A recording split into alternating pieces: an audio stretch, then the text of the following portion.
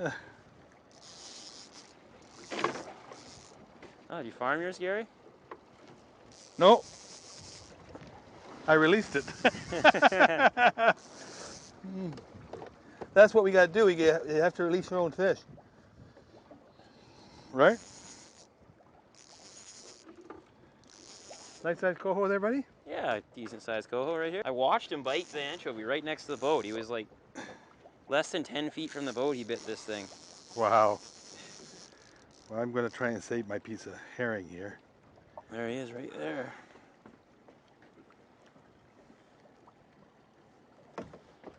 Yeah, you're not getting much help from me, are you? Way to go, buddy.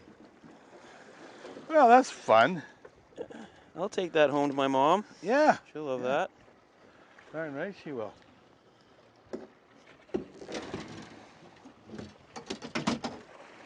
So that will be perfect.